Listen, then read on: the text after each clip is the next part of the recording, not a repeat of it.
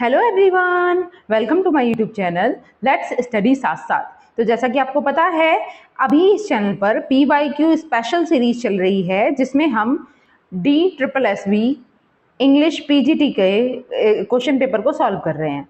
ठीक है, हालांकि कहने के लिए आंसर्स हम टिक करके एक दिन में भी इसे पूरा कर सकते हैं, लेकिन यहाँ पर विद एक्सप्लेनेशन हम हर एक क्वेश्चन को करते हुए चल रहे हैं, जिससे जो मोस्ट प्रोबेबल क्वेश्चंस हैं जो आगे अपकमिंग एग्जाम में बन सकते हैं उनको भी हम प्रैक्टिस करते हैं। ठीक है, तो हर क्वेश्चन से रिलेटेड जितने भी फैक्ट्स हैं उन सबको हम पढ़ते हैं। तो इसलिए हो सकता है कि आपको लगे कि मात्र 10 क्वेश्चन ही हो रहे हैं, लेकिन उनमें विद एक्सप्लेनेशन करने में काफी टाइम जाता है। ठीक है, इसके ऑलरेडी 2 पार्ट्स हो चुके हैं, आज ये तीसरा पार्ट है हमारा। इसमें मैं आगे के कुछ क्वेश्चंस को कराऊंगी। आप देख ही पा रहे होंगे स्क्रीन पे कि ये जो फैब 2024 का ही जो क्वेश्चन पेपर है PGT इंग्लिश का, उससे ये क्वेश्चंस हैं। देखिए शुरू करते हैं। First question, which of the following is not an epigram from Pope's the essay on criticism. अब देखिए इसी क्वेश्चन में सबसे पहले हम देखेंगे कि इसमें एक डाउट है। जो अलेक्जेंडर पॉप का ये वर्क है एसे ऑन क्रिटिसिज्म, इसमें ये पूछा गया है कि कौन सा एपिग्राम इससे रिलेटेड नहीं है। ठीक है, लेकिन आप देखोगे इसमें ना सारे जो ये एपिग्राम, फर्स्ट ऑफ ऑल आपको पता होना चाहिए कि एपिग्राम क्या है। ठीक है, एपिग्राम हम कह सकते हैं कि एक शॉर्ट पोएम है, या फिर पोएम ना कह के एक स्टेटमेंट है, एक फ्रेज है जो that expresses an idea in a clever और कह सकते हैं विटी वे। ठीक है, मतलब कहते हैं ना गागर में सागर वाली चीज। ठीक है, एक ही स्टेटमेंट में एक क्लेवर थॉट को रिप्रेजेंट करना। ठीक है, तो इस तरीके के ये एपिलॉग्स हैं जो एसे ऑन क्रिटिसिज्म में जो अलेक्जेंडर पॉप हैं उन्होंने काफी यूज किए हैं। ठीक है, अब यहाँ पे पूछा जा रहा है कि एसे ऑन क्रिटिसिज्म में से कौन सा एपिलॉग नहीं है। यहाँ पर ऑप्शन देखोगे आप, act well your part, there all done honour and lie. ठीक है, पहला तो ये दिया हुआ है। दूसरा देखेंगे, what reason weaves by passion in is undone, charms strike the side but merit wins the soul, and fourth है, fools rush in where angels fear to tread। देखिए अगर हम आंसर की के अकॉर्डिंग देखेंगे, जो DSSB ने आंसर की में इसका आंसर बताया है वो बताया है fools rush in where angels fear to tread, लेकिन ये इसका रॉन्ग आंसर बताया है। यहाँ पर या तो क्वेश्चन में नॉट नहीं होना चाहिए था, तब ये राइट आंसर होता, क्योंकि ये स्पेशली यही एपिग्राम आपको इसी वर्क में देखने को मिलेगा, द एसे ऑन क्रिटिसिज्म। बाकी अब जो 3 ऑप्शंस दिए हुए हैं, ये वाली स्टेटमेंट आपकी एसे ऑन क्रिटिसिज्म से है ही नहीं। I hope you will understand. देखिए, fools rush in where angels fear the tread, ये आपको एसे ऑन क्रिटिसिज्म में एपिग्राम मिलेगा। बाकी अगर हम अदर जो एपिग्राम इस ऑप्शन में दिए हुए हैं वो कहाँ से हैं, इनका अगर हम डिस्कशन करें तो फर्स्ट है, act well your part, there all the honour lie. ठीक है, ये वाला जो हमारा एपिग्राम है, हालांकि ये सभी अलेक्जेंडर पॉप के द्वारा लिखे गए हैं, लेकिन इनके डिफरेंट डिफरेंट वर्क्स में लिखे गए हैं। जैसे एक्ट वेल योर पार्ट, ये जो है ये अलेक्जेंडर पॉप के ही एक work, essay on man, N essay on man, इसमें है ये। ठीक है, ये वाला एपिग्राम। अगर हम सेकंड की बात करते हैं, what reason weaves by passion is undone. ठीक है, ये भी इनका एन एसे ऑन मैन से ही रिलेटेड है, एन एसे ऑन मैन। ठीक है, ये वाला एपिग्राम भी आपको ये अब 2 जो ऑप्शन है ये दोनों ही एन एसे ऑन मैन से रिलेटेड हैं। अगर हम थर्ड जो एपिग्राम दिया हुआ है इसकी बात करें, ये भी अलेक्जेंडर पॉप के द्वारा लिखा गया है, और उनके कौन से वर्क से है तो देखोगे आप, charms strike the sight but merit wins the soul. तो ये हमारा epigram rape of the lock, जो बहुत ही फेमस वर्क है अलेक्जेंडर पॉप का, उसके कैंटो 5 में आपको देखने को मिलेगा। आप चाहो तो सर्च भी कर सकते हो, कैंटो 5 जो है the rape of the lock, उसमें ये एपिग्राम हमें देखने को मिलता है। तो यहाँ पे जो DSSB है उसने आंसर की में ही ये आंसर गलत दिया है कि fools rush in where angels fear to tread. तो आगे के लिए आपको ध्यान रखना है, या तो हम इस क्वेश्चन की फॉर्मेशन ही चेंज कर दें, क्वेश्चन में हम नॉट नहीं लगाएं, तब ये सही हो जाएगा which of the following an epigram from Pope's the essay on criticism. तो एसे ऑन क्रिटिसिज्म से जो एपिग्राम है वो कौन सा है? Fools rush in where angels fear to tread. Okay अब आपको इसके बारे में अगर हम डिस्कशन करें, ये तो आपका आंसर क्लियर हुआ, आपको क्लियर हुआ होगा। पहले जो अब दो हैं एसे ऑन मैन से रिलेटेड है एंड थर्ड वाला जो है the rape of the lock से है। अब इनकी पब्लिकेशन भी अब अगर आप देखें तो एसे ऑन मैन ये कब पब्लिश होता है? जो मतलब ये दोनों एपिग्राम जो है फर्स्ट एंड सेकंड ये एसे ऑन मैन से हैं, तो इसकी पब्लिकेशन ये भी आपको पता होनी चाहिए 1733 to 34 मानी गई है essay on man. Okay essay on criticism इसकी पब्लिकेशन है 1711 जो जिसमें ये फोर्थ वाला एपिग्राम है एसे ऑन क्रिटिसिज्म, इसकी पब्लिकेशन ईयर है 1711। ओके और अगर हम दी रेप ऑफ द लॉक की बात करें जिससे ये थर्ड एपिग्राम लिया गया है, ये आपको पता ही है ये कब पब्लिश होता है? 1712 में सबसे पहले आता है। ठीक है उसके बाद इसका रिवाइज्ड वर्जन में आता है, ये हमने कल के पार्ट में भी डिस्कस किया है, तो आपको क्लियर हुआ होगा। अगर हम इसकी बात करें द एसे ऑन क्रिटिसिज्म, ठीक है इस वर्क की बात कर लेते हैं। अलेक्जेंडर पॉप के बारे में आपने सबने पढ़ रखा है, हमने पिछली वीडियोस में भी डिस्कशन किया है, तो आप देख सकते हो कि एक सिमिलर राइटर से, अब ये सेम ही पेपर के मैं क्वेश्चंस उठा रही हूँ, तो एक ही राइटर से कितने सारे क्वेश्चंस गिवन है। ठीक है एक ही पर्टिकुलर एज से, जैसे आप जानते हो कि DSSS पीजीटी में भी या टीजीटी में भी जो पार्ट है ना उसमें सेक्शंस में डिवाइडेड करके देते हैं वो क्वेश्चंस। ठीक है 20 क्वेश्चंस, देन नेक्स्ट सेक्शन होगा तो उसमें भी 20 क्वेश्चंस आएंगे, तो जो वो 20 क्वेश्चंस होते हैं वो ज्यादातर सिमिलर एज से रिप्रेजेंट करते हुए होंगे। ठीक अब यहाँ पे हम बात कर रहे हैं एसे ऑन क्रिटिसिज्म की। ठीक है ये क्या है? It is one of the first major poems written by Alexander Pope, जो मतलब अगर कहें बहुत सारी माइनर पोएम भी लिखी होंगी अलेक्जेंडर पॉप ने, लेकिन ये बहुत ही फेमस पोएम है एसे ऑन क्रिटिसिज्म। ठीक है सबसे पहली बात देखो, जैसा कि आप नाम से देख रहे हो एसे ऑन क्रिटिसिज्म, अक्सर इसका जॉनर पूछ लिया जाता है कि ये एसे है, ड्रामा है, प्रोज है, पोइट्री है, क्या है। तो आपको ध्यान रखना है भले ही इसके नाम में एसे आ रहा है लेकिन ये वर्स फॉर्म में लिखा हुआ एसे है। ठीक है इट इज अ वर्स एसे, ये ध्यान रखना है, बहुत ही टिपिकल होता है वर्स फॉर्म में लिखना किसी एसे को। अब ये किस फॉर्म में लिखा हुआ है? कंपोज्ड इन हेरोइक कपलेट, ये भी आपको ध्यान रखना है कि ये कंपोज किस फॉर्मेशन में है, तो कपलेट्स में। ये कपलेट्स क्या होते हैं?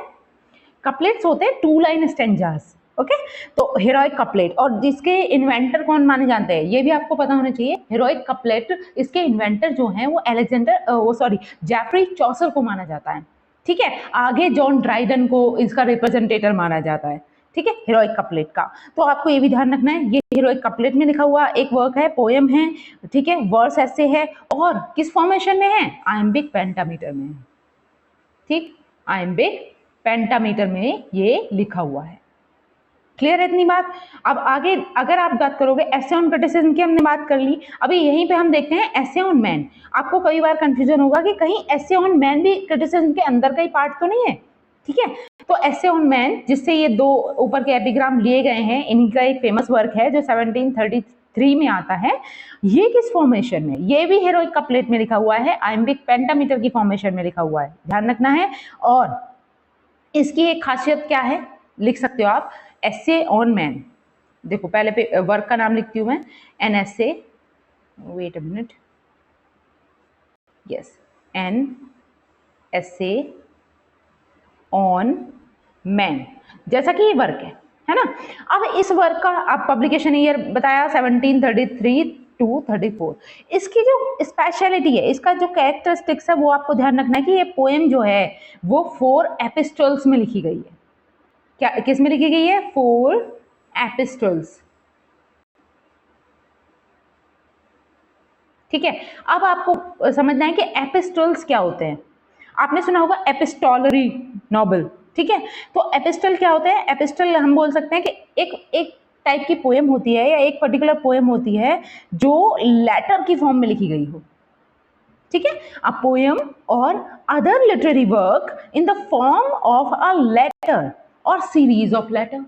ठीक है जब भी हम लेटर की फॉर्मेशन में कोई चीज लिखेंगे तो उसे एपिस्टोल बोलते हैं। एपिस्टोलरी नॉवल के बारे में सुना होगा, ऐसे नॉवेल्स जिनमें जो स्टोरीज है पर्टिकुलर लेटर्स की फॉर्मेशन में लिखी गई हूँ। इसी तरीके से यहाँ पर ये जो पोएम है इसमें 4 एपिस्टल्स है।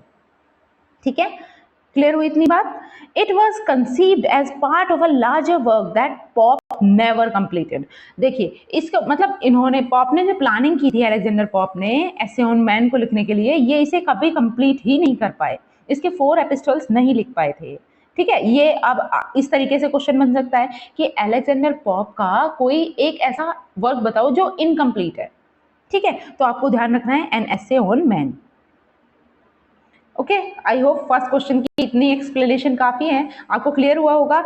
इसका जो करेक्ट आंसर आप लगाओगे, ठीक है, तो करेक्ट आंसर अगर ये कहता है नॉट, तो नॉट की वजह से तो ये तीनों आएंगे। आप इसे नोट डाउन करके रख सकते हो, क्योंकि क्या होता है हम आंसर की में देखते चला जाता है और उसे मैच नहीं करते हैं। ठीक है, तो वो देखना है। और अगर ये यहाँ से नोट हटा दिया जाए तब इसका राइट आंसर हो जाएगा ये। ठीक है, चलिए moving to the next question. Wait a minute, yes, question number second. देखिए सेकंड क्वेश्चन क्या कहता है, this writer established the heroic couplet as a standard form of English poetry and also introduced the Alexandrine and triplet into the form। अब यहाँ पे बताना है कि ऐसे कौन से राइटर हैं। इन राइटर के बारे में स्पेशलिटी क्या बताई गई है कि इन्होंने एस्टैब्लिश किया है किसे, हीरोइक कपलेट को। अभी हम पीछे बात जिक्र कर रहे थे, हीरोइक कपलेट की बात आई थी। ठीक है, एज अ स्टैंडर्ड फॉर्म, एक इंग्लिश पोएट्री के एक स्टैंडर्ड फॉर्म के रूप में से रिप्रेजेंट किया है हीरोइक कपलेट को इंग्लिश पोएट्री में, and also introduce the Alexandrine and triplet into the form. ठीक है, और किसे इंट्रोड्यूस किया साथ ही साथ, अलेक्जेंड्रियन। जैसे आपने एडमंड स्पेंसर के वर्क में देखा होगा कि उनके ऑक्टेव था, 9 लाइन स्टेंजा में क्या था कि 8 लाइन का ऑक्टेव था और लास्ट वाली लाइन किस फॉर्म में लिखी गई थी, अलेक्जेंड्रियन में, है ना। और उसमें 6 वो थे, जैसे 5 फीट होते हैं तो पेंटामीटर होता है, 6 थे, हेक्सामीटर था, and triplet into the form. और ट्रिपलेट फॉर्म को भी इन्होंने इंट्रोड्यूस किया है। ट्रिपलेट फॉर्म मतलब वही 3 लाइन स्टेंजा। ओके, तो ये ऐसे कौन से राइटर हैं? अगर आप ऑप्शंस के अकॉर्डिंग यहाँ पे देखोगे तो यहाँ पे जो राइट आंसर है वो है जॉन ड्राइडन। ठीक है, करेक्ट आंसर है इसका जॉन ड्राइडन। हालांकि इसकी शुरुआत जो मानी जाती है, हीरोइक कपलेट को शुरू करने वाले कौन थे, जाफरी चौसर का नाम आता है। ठीक है, use of the heroic couplet was pioneered by Geoffrey Chaucer. कौन से वर्क में उनके, in the legend of good women, and उन्होंने कैंटरबरी टेल्स में भी ऑब्वियसली बात है वही यूज किया है हीरोइक कपलेट।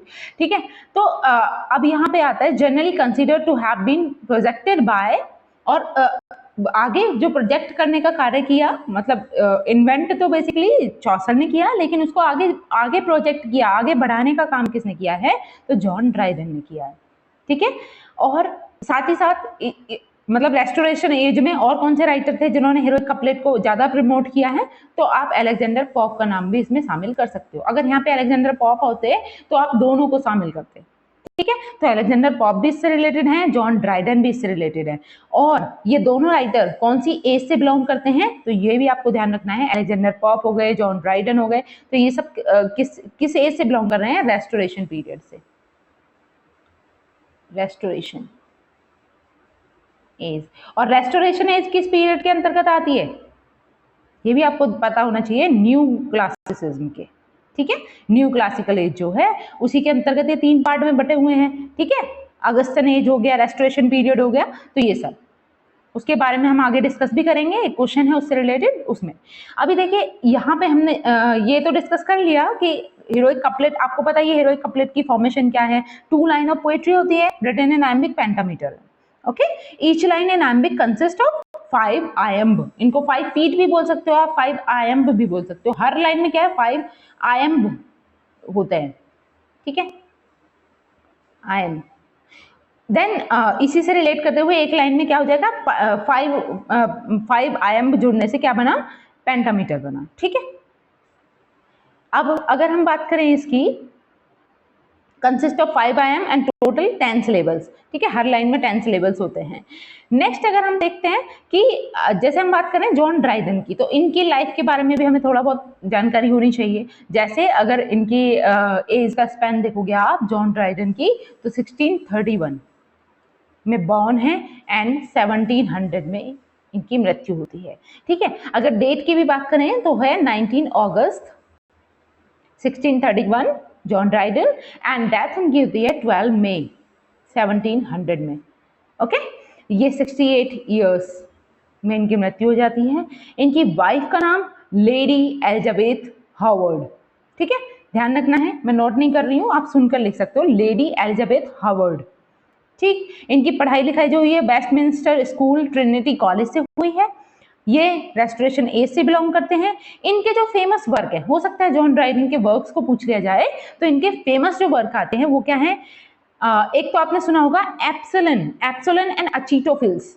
ठीक है, तो ये ध्यान रखना है, एप्सोलन एंड अचीटोफिल्स।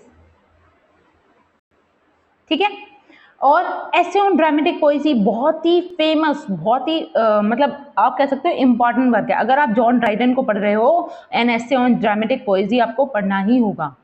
ठीक है, ये भी बहुत फेमस वर्क है इनका, तो इंपॉर्टेंट वर्क को आपको ध्यान में रखते हुए चलना है। ठीक है, चलिए नेक्स्ट क्वेश्चन पे चलते हैं। इसका राइट आंसर क्या है, John Dryden. Moving to the next question, देखिए, the essay on criticism is divided. देखिए फिर से अलेक्जेंडर पॉप का वर्क आ गया है, द एसे ऑन क्रिटिसिज्म, बहुत ही इंपॉर्टेंट वर्क है जिससे क्वेश्चन बनते हैं। Is divided into different sections in which Alexander Pope shares his thoughts on the proper rules and etiquettes for critics. In how many sections was the essay divided? अब ये जो particular essay on criticism है, simply ये पूछा जा रहा है कि कितने सेक्शंस में डिवाइडेड है। ठीक है, जिसमें इन्होंने डिफरेंट सेक्शन में अलग अलग थॉट्स को रिप्रेजेंट किया है, प्रॉपर रूल्स और एटिकेट क्रिटिक्स के जो होते हैं उनको रिप्रेजेंट किया है। तो टोटल कितने सेक्शंस में डिवाइडेड है, ये यहाँ पर पूछा जा रहा है। तो आपका सीधा सीधा आंसर हो जाएगा कि ये 3 सेक्शंस में डिवाइडेड है। ठीक है, 3 पार्ट्स में डिवाइडेड है essay on criticism. It is a poem in the structure of 3 part argument.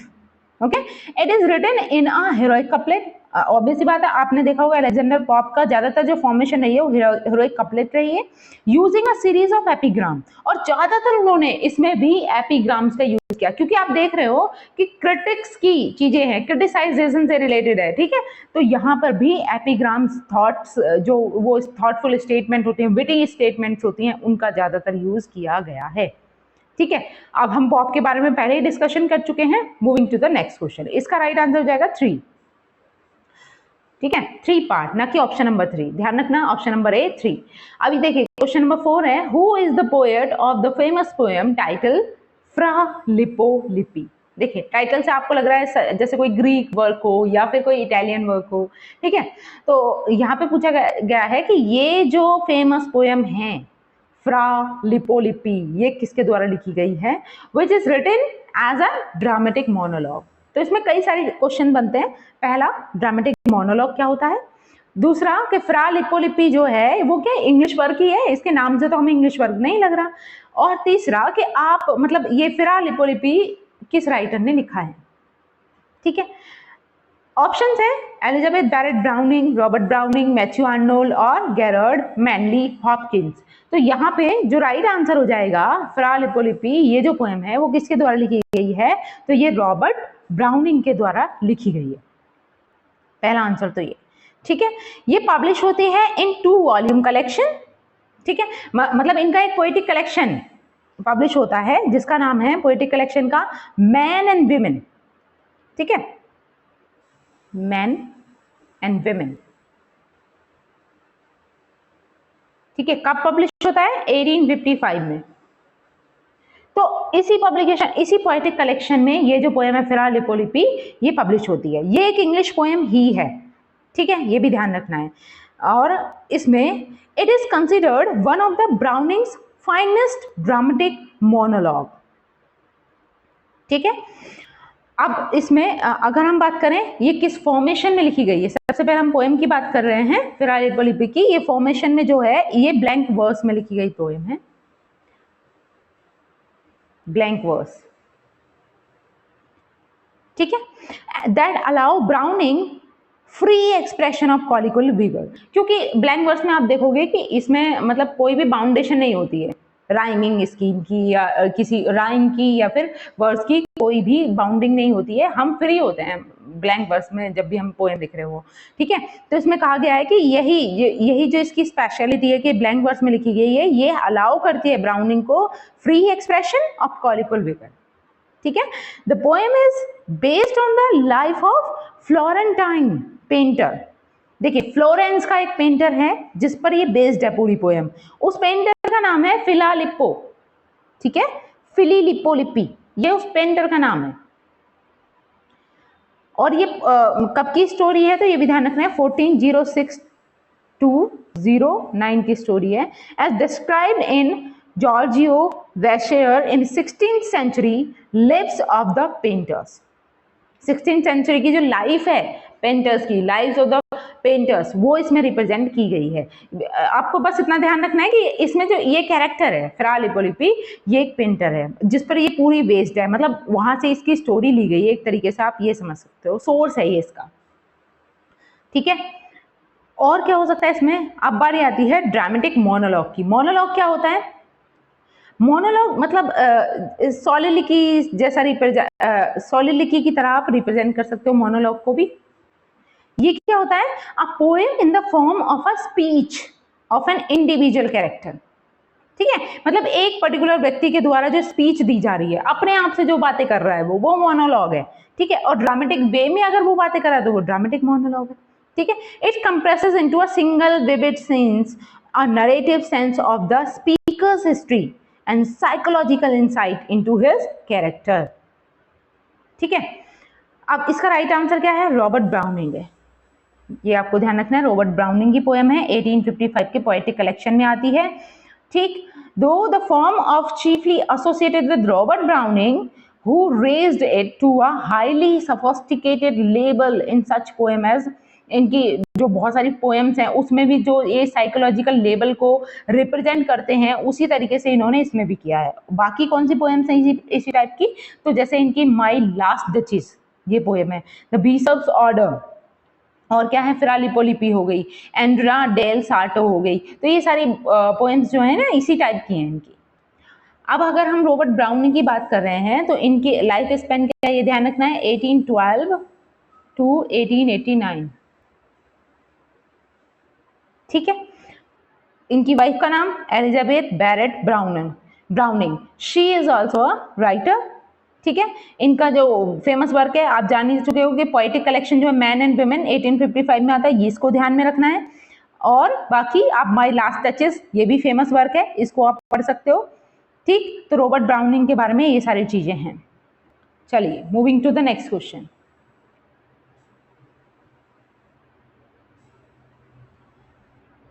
Yes, question number 5, इसको थोड़ा जूम भी कर लेते हैं। यहाँ पे कहा गया है, देखिए, identify the poet of the following line. अब इन लाइंस को रीड आउट करते हुए हमें पोएट की पहचान करनी है कि किस पर्टिकुलर पोएट की ये लाइन है।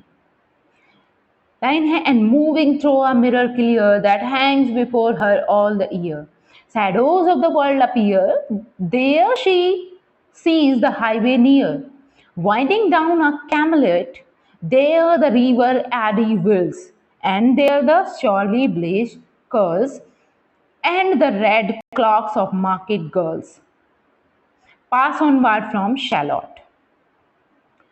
देखिए इस नाम से आप पहचान सकते हो शैलोट नाम का किसका वर्क रहा है, किसमें के शैलोट नाम का कैरेक्टर है, उससे आप कनेक्ट करके आप इसको लर्न कर सकते हो, ठीक है। ऑप्शन है यहाँ पर Christina Rossetti, Robert Browning, Alfred Tennyson या फिर W.B. यीट्स। तो सबसे पहले इसका आप राइट आंसर समझ लीजिए, इसका राइट आंसर है Alfred Lord Tennyson. Alfred Lord Tennyson की जो एक बुक है, जो पोएट्री मतलब पोएम बोल सकते हो, क्या है, द लेडी ऑफ शैलोट। ध्यान रखना है कौन से वर्क से है ये, द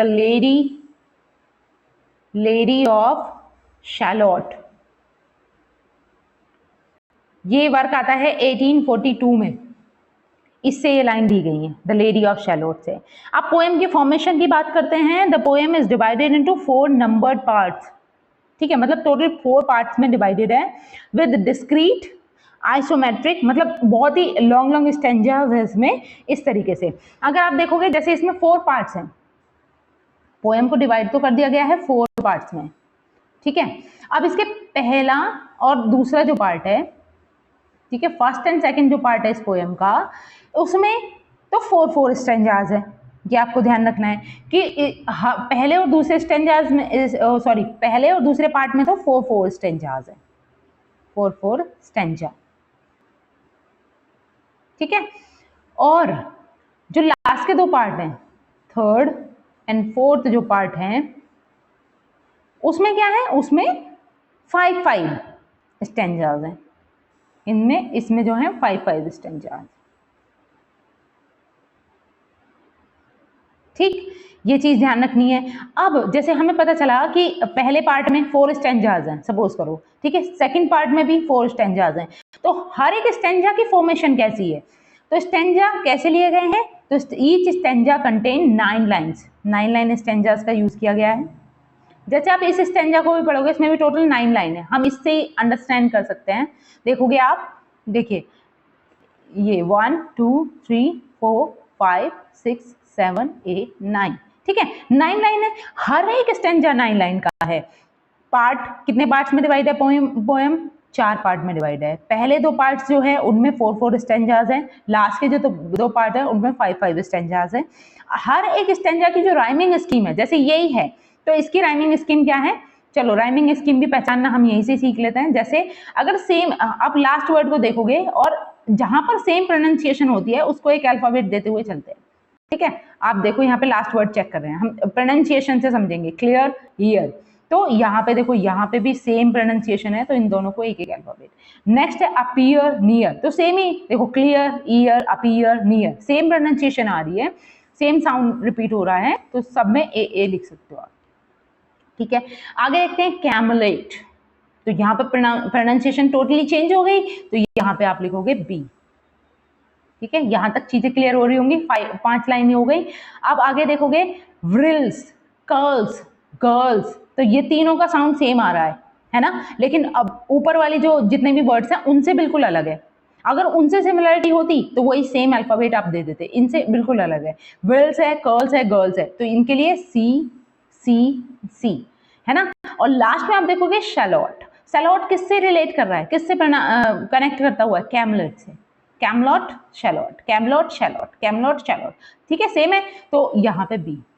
अब इस तरीके से आप देख सकते हो कि इस स्टेंजा की राइमिंग स्कीम क्या है, किस फॉर्मेशन में लिखे गए हैं स्टेंजा, तो आप कहोगे ए ए ए ए, आगे क्या है, बी सी सी बी, ठीक, सॉरी इसमें ट्रिपल सी है बीच में, है ना, एक मिस कर दिया मैंने, यहाँ पर ट्रिपल सी देन बी, तो ये इसकी कंप्लीट राइमिंग स्कीम हो गई। इस तरीके से हम राइमिंग स्कीम निकालते हैं, तो इसके हर एक स्टेंजा की सेम राइमिंग स्कीम है, ठीक है। इसकी 5th लाइन में एक और स्पेशलिटी है इसमें कि इसकी हमेशा, ये जो 5th नंबर की लाइन है, आप देखोगे ये 5th नंबर की लाइन है, ये वाली लाइन, ठीक है। इसकी जो 5th नंबर की लाइन है उसमें हमेशा हर एक स्टेंजा में आपको कैमलॉट वर्ड मिलेगा, ठीक है। इससे भी आप पहचान कर पाओगे कि ये कौन सी पोएम है, द लेडी ऑफ शैलोट। इससे रिलेटेड और क्या चीजें हो सकती हैं, तो it is a haunting tale of magic and art, तो ये किस पर रिलेटेड है, मैजिक एंड आर्ट से रिलेटेड। इसकी जो थीम पूछी जाए तो मैजिक से, सुपर नेचुरलिज्म से, आर्ट से रिलेटेड है। In this poem a mysterious woman lives alone on the island of Shalott, तो अब यहां से आपको पता चला कि ये जो शैलोट है ना, ये एक आइलैंड का नाम है जहां पे एक लेडी अकेली रह रही है, ठीक। इसके राइटर के बारे में चर्चा करें, विक्टोरियन पीरियड से रिलेट करते हुए हैं, अल्फ्रेड लॉर्ड टेनिसन इनका कंप्लीट नेम है, और विक्टोरियन एज से रिलेट करते हुए हैं। और टेनिसन का अगर लाइफ स्पैन की बात करते हैं तो क्या है, 1809 टू 1892, ठीक है, ये इनका लाइफ स्पैन है। अगर डेट की भी बात कर ली जाए बाई चांस, तो ये 6 अगस्त 1809 में इनका जन्म होता है और इनकी मृत्यु होती है 6 अक्टूबर, और ये 2 बना हुआ है, ध्यान रखना, ठीक है, 1892। इनके फेमस वर्क के बारे में बात करें, टेनिसन के किस एज से बिलोंग करते हैं? विक्टोरियन एज से बिलोंग करते हैं। इनके जो फेमस वर्क हैं वो क्या है? क्रॉसिंग द बार, ठीक है।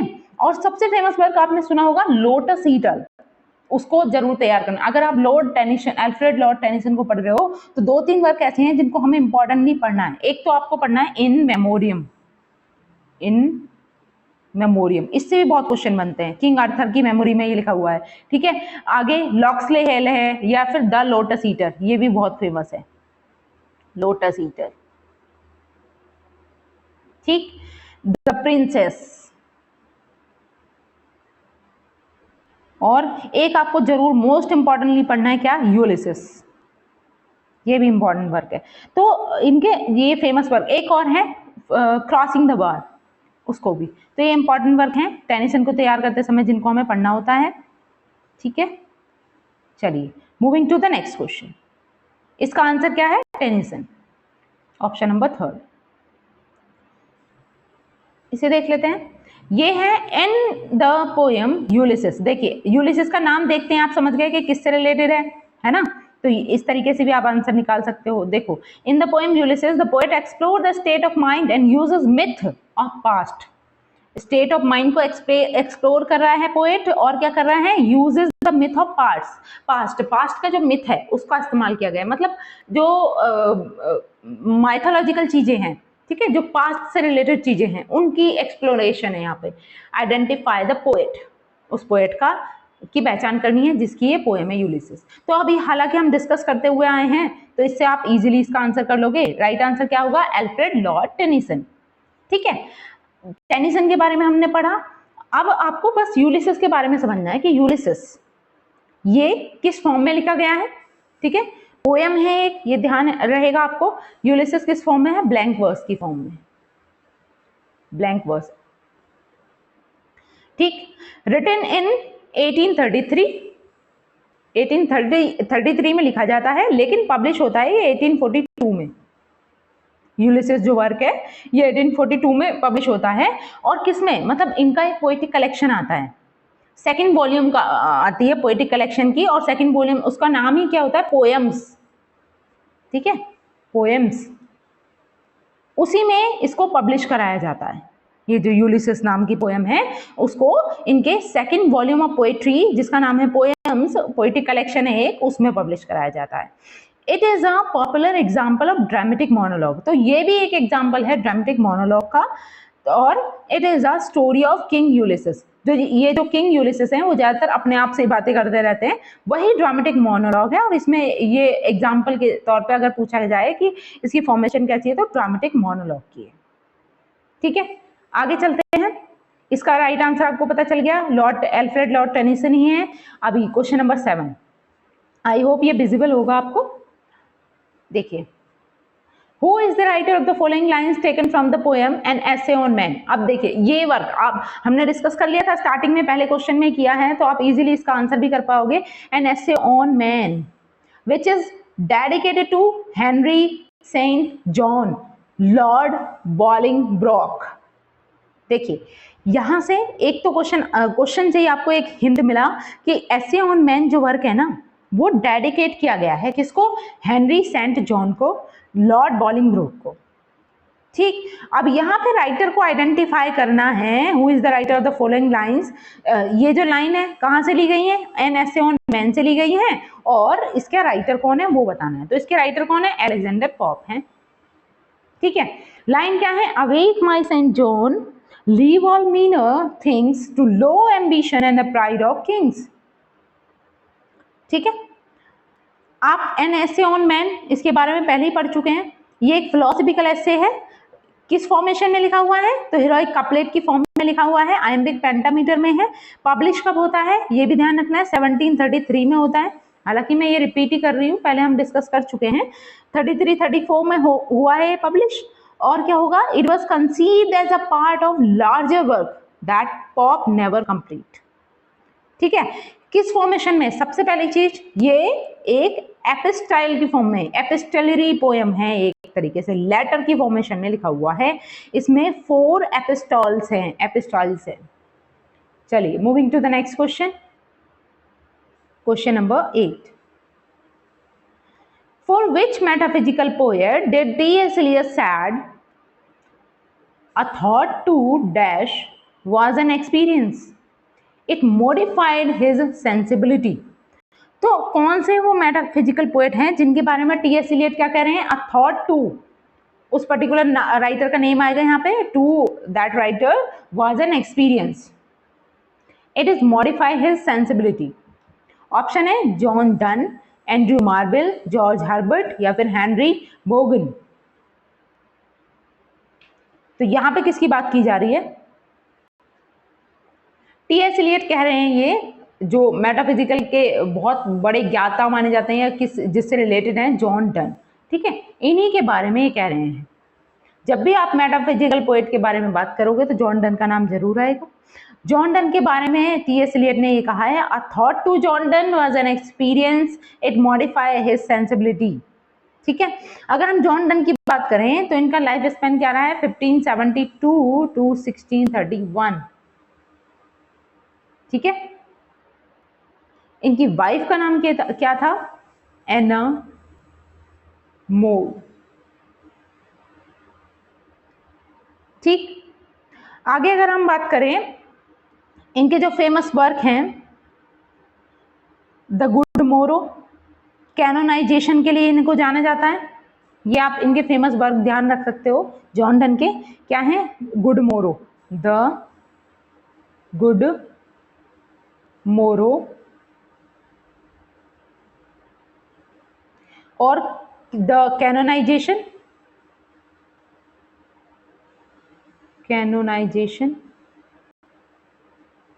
ये दोनों ही वर्क कब आते हैं, 1633 में आते हैं दोनों ही वर्क। हॉली सोनेट, ये भी सेम टाइम पीरियड में आता है। डेथ बी नॉट प्राउड, ये भी बहुत फेमस, इससे भी काफी सारे क्वेश्चन बनते हैं। डेथ बी नॉट प्राउड, ठीक है, तो ये सब 1633 में आए हुए वर्क हैं, इनके फेमस वर्क हैं जॉन डन के। अब अगर हम बात करें टी.एस. इलियट की, क्योंकि इसमें टी.एस. इलियट ने ही कहा है, ठीक है, तो टी.एस. इलियट इनके अगर लाइफ स्पैन की बात करें तो ये 1888 में जन्मे हैं और 4 जनवरी 1965 में इनकी मृत्यु होती है। इनके बारे में एक स्पेशल चीज क्या है कि इन्हें नोबेल प्राइज मिला, ये नोबेल प्राइज विनर हैं, इनको 1948 में नोबेल प्राइज मिला था लिटरेचर के क्षेत्र में, in literature got Nobel prize, T S. Eliot को, ठीक है, नोबेल प्राइज। और क्या स्पेशलिटी है, इनका कंप्लीट नाम भी पूछ लिया जाता है कभी कभी, थॉमस स्टर्न इलियट इनका पूरा नाम है। इनके जो फेमस वर्क हैं, इनका टी.एस. इलियट का सबसे फेमस वर्क आपने देखा होगा, the love song of J Alfred Prufrock, ठीक है, कब आता है वो, 1915 में आता है। आप सुनकर लिख सकते हो, कई बार काफी चीजें लिखना पॉसिबल नहीं होता है। The love song of J Alfred Prufrock 1915 में ये वर्क आता है, बहुत ही फेमस वर्क है। और इससे भी ज्यादा एक और मोस्ट इंपॉर्टेंट वर्क है, जब भी आप टी.एस. इलियट को प्रिपेयर करोगे, याद करोगे इनके बारे में, तो ये वर्क आपको करने ही करने हैं। कौन सा ये, दी वेस्ट लैंड, इससे भी काफी सारे क्वेश्चन आप नेट में, लिटरेचर के जो भी एग्जाम है जिसमें टी.एस. इलियट को पूछा जा रहा है वहां पर इनसे क्वेश्चन बनते ही बनते हैं। कब आता है, 1922 में आता है, द वेस्टलैंड, जिसको 5 पार्ट्स में डिवाइड किया गया है, ठीक है, तो उसके 5 पार्ट्स की सीक्वेंस भी लगाने के लिए आती है, हर एक पार्ट को डिस्क्राइब करने के लिए भी आता है, या कौन सा पार्ट कौन से नंबर पे है, या सबसे लास्ट पार्ट कौन सा है, सबसे पहला पार्ट कौन सा है, बहुत सारे क्वेश्चन हैं जो इससे रिलेट करते हुए बनते हैं, ठीक है। अभी the love song of J Alfred Prufrock वो आता है 1915 में, और इनका और कौन सा फेमस वर्क हो सकता है, द होलो मैन, एक आप ये भी देख सकते हो, द होलो मैन 1925 में आता है, और the cocktail party that is 1940, ठीक है, तो ये फेमस वर्क है किसके, टी.एस. इलियट के। तो आप दोनों राइटर्स के बारे में समझ सकते हो, टी.एस. इलियट ने जॉन डन के लिए ये कहा है, और राइट आंसर यहाँ पे जॉन डन है। चलिए question number 9, which of the following is a new classical poet, इनमें से आपको बताना है कि कौन सा पोएट है जो नियो क्लासिकल है, बताइए क्या हो सकता है इसका राइट आंसर। ऑप्शन है Elizabeth Gaskell, Alexander Pope, Oscar Wilde या फिर चार्ल्स डिकेंस। तो सबसे पहली बात, न्यू क्लासिकल राइटर की बात हो रही है, तो इनमें से ऑप्शंस में से आप देखोगे तो कौन है, अलेक्जेंडर पॉप है। अब अगर हम बात करें न्यू क्लासिकल एज की, हम यहाँ पे डिस्कशन न्यू क्लासिकल एज के बारे में कर लेते हैं कि इसके क्या कैरेक्टरिस्टिक्स रहे हैं, क्या स्पेशलिटी है इसमें। ठीक है, स्पेशली जो न्यू क्लासिकल एज है इसको हम 3 पार्ट्स में डिवाइड करते हुए पढ़ते हैं। ठीक है, ये इसकी 3 स्टेजेस आती हैं, आप ऐसे समझ सकते हो। न्यू क्लासिकल कंप्लीट, हम पोएट की बात ना करके हम न्यू क्लासिकल एज की बात कर रहे हैं। ठीक है, तो इसकी जो 3 स्टेजेस हैं वो कौन सी है? सबसे पहले आती है the restoration age, the restoration period. ठीक है, फिर दूसरा क्या आता है? The Augustan period, Augustan period. ठीक है, और लास्ट जो पार्ट है इसका वो है the age of Johnson, doctor Johnson जो थे उनसे related, the age of Johnson. ठीक है, अगर इनके टाइम पीरियड की बात करें तो ये जो रेस्टोरेशन पीरियड है वो कब से कब तक है? 1600 टू 1700 रेस्टोरेशन पीरियड है। ठीक है, अगस्टन पीरियड की बात करें, अगस्टन पीरियड की बात करें तो 1700 टू 1750। ठीक है, और लास्ट जो है वो 1750 टू 90 है, 50 टू 90। ध्यान रखना है, जो एज ऑफ जॉनसन है ना वो 50 टू 90, 1750 टू 1790। ठीक है, इस तरीके से 3 पार्ट्स में डिवाइडेड है। और जो अलेक्जेंडर पॉप है या फिर हमने ड्राइडन के बारे में पढ़ा वो अगस्टन पीरियड से रिलेटेड है। किससे रिलेटेड है? अगस्टन पीरियड से। ये जो थर्ड पार्ट है। ठीक, अब इसकी स्पेशलिटी क्या है न्यू क्लासिकल एज की? तो इसमें आप देखोगे न्यू क्लासिकल में ये इसका सबसे पहले हम ये मानते हैं कि इसकी एंडिंग जो मानी जाती है, जैसे आप जानते हो कि 1790 तक मैंने बात की, लास्ट में जो एज ऑफ जॉनसन है वो 1750 से लेकर 90 तक जा रही है। लेकिन हम बीच में ही इसकी जो न्यू क्लासिकल पीरियड है ना, इसका एंड हम मानते हैं the publication of lyrical ballad से। जो विलियम वर्ड्सवर्थ ने 1798 में अपना वर्क लिखा था ना, रोमांटिक पीरियड की शुरुआत वहीं से मानते हैं, तो वहां पे न्यू क्लासिकल पीरियड का एंड होता है और रोमांटिक पीरियड शुरू होता है 1798 में। जो वर्क आता है विलियम वर्ड्सवर्थ का लिरिकल बैलेड्स, साथ में एसटी कॉलेज भी रिलेटेड थे, 4 पोएम्स एसटी कॉलेज की भी थी उसमें। ठीक है, तो 1798 में जब लिरिकल बैलेड आया उस समय पर न्यू क्लासिकल पीरियड का की एंडिंग मानी गई। ठीक, अब हमने इसकी शुरुआत मान ली, समझ ली, इसके एंडिंग के बारे में समझ लिया। अब ये था ना डायरेक्ट अपोजिशन में था किस चीज के? रिनासा पीरियड के। जो रिनासा में चीजें, जो थिंकिंग, जो थॉट प्रोसेस चल रहा था उसके टोटल अपोजिशन में ये था new classical period. in direct opposition to Renaissance attitude where man was seen as a basically good। लेकिन न्यू क्लासिकल पीरियड में क्या होता है? New classical writers portrait man as inherently flawed. मतलब जहां हम रिनासा पीरियड में ये मान रहे थे कि जो मैन है वो मतलब गलती नहीं कर सकता, ठीक है, वो अच्छे अच्छे काम करेगा। ठीक, लेकिन न्यू क्लासिकल पीरियड में ये कहा गया कि मनुष्य में इनहेरेंटली फ्लॉ आते हैं, मतलब कभी गलत होता है कभी सही होता है, इस तरीके के फ्लॉ आते हैं। ठीक है, और इसमें किस चीज पर जोर दिया गया है? तो in this period they emphasized restraint, self control and common sense. और इसकी स्पेशलिटी क्या है? तो इसमें बेसिकली न्यू क्लासिकल पीरियड जो है वो किस चीज के लिए जाना जाता है? Known for order, accuracy, structure, इन सब चीजों के लिए माना जाता है। It is a period of enlightenment. ठीक है, literature of this age is concern with human nature, supremacy of reason या फिर unity in the works of all writers, इन सब से रिलेटेड ये है। और इसको ना क्या माना जाता है? The age wished to understand not to imagine. मतलब इसमें ना इच्छा की गई कि ये जो है ना ये रिलेटेड है अंडरस्टैंडिंग से, ठीक है, ना कि इमेजिनेशन से। जो इमेजिनरी वर्ड है उसको छोड़ते हुए ये किस में आ गया? रियलिटी में आ गए, और अंडरस्टैंडिंग बेस्ड इसमें चीजें चल रही हैं। और 18th century in English literature has been called the new classical age. ठीक है, इंग्लिश लिटरेचर में जो 18th सेंचुरी है इसे न्यू क्लासिकल एज या अगस्टन एज कहा जाता है, या फिर हम इसे और क्या नाम देते हैं न्यू क्लासिकल एज को? तो आप कह सकते हो इसे कहते हैं द एज ऑफ रीजन। ठीक है, आई होप इतना क्लियर हो गया होगा आपको।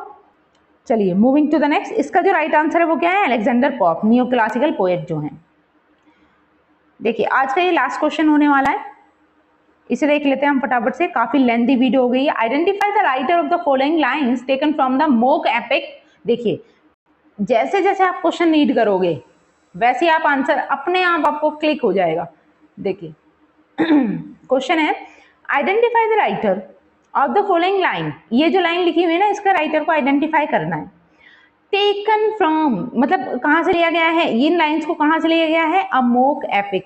जहां भी आप मोक का नाम सुनते हो सबसे पहले तो आप the rape of the lock को ध्यान में रख सकते हो, ठीक है। From a mock epic narrative poem which is based on an event recounted by his friend. Friend कौन है, John Caryll, and satirize a minor incident in life, क्योंकि इन्होंने एक माइनर इंसिडेंट को सैटिराइज किया है इसमें, ठीक है। लाइन पढ़ते हैं, लाइन से और क्लियर होगा। We will read the line. देखिए, this nymph to the destruction of mankind nourished two locks which graceful hung behind in equal curls and well conspired to deck with shining ringlets the smooth ivory neck।